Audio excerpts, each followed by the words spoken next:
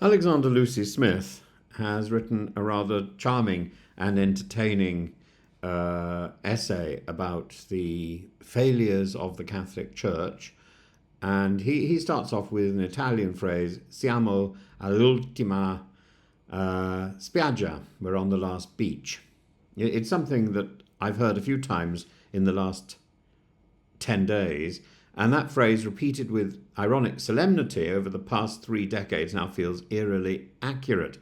Not about Italy, but about the Vatican, and the money is drying up, the faithful are drifting away, the centre no longer holds, and all the protestations of reform and renewal might be going on, but what remains is dysfunction cloaked in sacred vestments.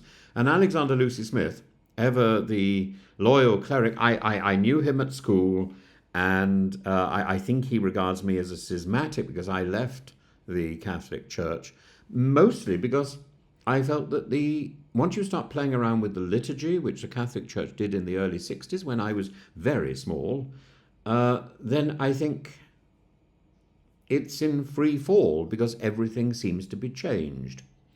Alexander tells us that the Vatican is in crisis but still essentially sound. I disagree, not because he's mistaken in describing the symptoms, embezzlement, poor vetting of bishops, Pell versus Becciu and all the rest, but because he insists that these are incidentals. They're not, they're consequences. The system itself is unsustainable, not simply scandal-prone, but structurally broken. The bark of Peter is listing, and I, for one, am not staying on board out of sentimentality. I made my decision, 40 years ago. So, but I could see the problem. Now, it doesn't mean that I don't admire John Paul II, John Paul I, Benedict, or indeed Francis. I do. And it doesn't mean that I'm not concerned about the incidentals, the financial scandals. Cardinal Pell, appointed to clean house, resisted at every turn. His audit was sabotaged. The man from Deloitte was arrested for doing his job. Becciu, a name now forever linked to handbag diplomacy, and La Dama del Cardinale was convicted of embezzlement. And yet the Vatican still runs as a loose patchwork of semi-feudal fiefdoms. APSA here, the Vatican Bank there, a museum shop to keep the lights on, and Peter's Pence hemorrhaging donors. This isn't spiritual Alzheimer's, as Francis once quipped. It's closer to deliberate institutional senility.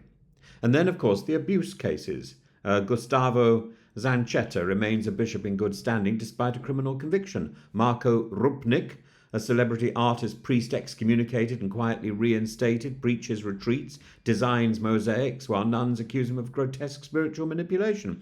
These are not administrative anomalies, they are systemic failures based on the fact that the heart of the Catholic Church has been stripped away and no one quite knows where the solid ground is.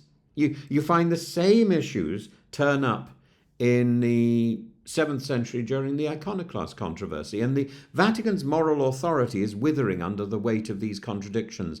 Yet the deeper problem remains that no amount of canon law can resolve the fact that the Church's disorientation since Vatican II is evident. Liturgy was reimagined, iconography stripped, altars turned, chants silent, and suddenly everything looks and feels uncertain.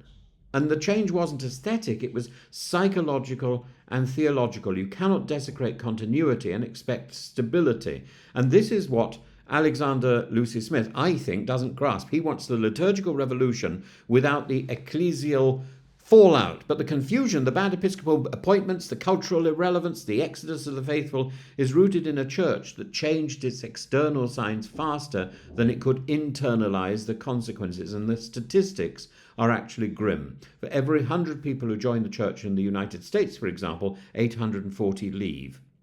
And if immigration weren't propping up the numbers, the church would be in open freefall. Only 29% of self-identified Catholics attend Mass weekly. Perhaps as few as 3.8% of Americans are practicing Catholics in any real sense. Yet culture plays a part. As one sociologist put it, blaming secularism is like blaming the weather. You can't control it, you adapt. The real failure lies in the Church's response, a hierarchy paralysed by nostalgia, clericalism, and cowardice. Liberals cry for more reform. Conservatives retreat into TLM enclaves, and neither side stops to ask the people why they've left. The answer is simple. They're bored, they're alienated, they're treated like spectators in a drama they don't understand. It's like a sweet box that offers too much choice. Now, you might expect me to say the church must be saved, and I'm afraid I no longer feel that burden. I respect the church's historical greatness. I respect its cultural its cultural gifts to the world, its art, its metaphysics, its saints, even its thoughts today. But what I see now is an institution that refuses to diagnose its own disease. And Alexander Lucie Smith believes the solution lies in the next pope, someone to steer the ship with a firmer hand. But the truth is, we've already had visionary popes. We've had the reformers and the theologians. The decay isn't in the personalities. It's in the institution's refusal to reconcile itself to the modern condition, and the modern condition that in many ways it created itself. And so this is what I say. I'm no longer interested in saving Catholicism. I respect it too much to pretend it's fine, but I won't prop it up out of nostalgia either. I'll still read Alexander Lucie Smith's detective fiction. I'm waiting very much for his Sicilian oeuvre. He's got a fine pen, but I'll leave the ecclesiastical crime scene that is being exposed in Rome to others. I will still take an interest, but I have to recognize it's not for me. It's not for me. I abandoned it, as I say, 40 years ago, and I don't regret doing so. I often go into Catholic churches and I feel this sort of pang of nostalgia and a sense that this is where I could belong, but I can't, and I don't, and I won't, because I don't see the consistency. I don't see the heart of the church. You could go into one church which does one thing and into another church that does another.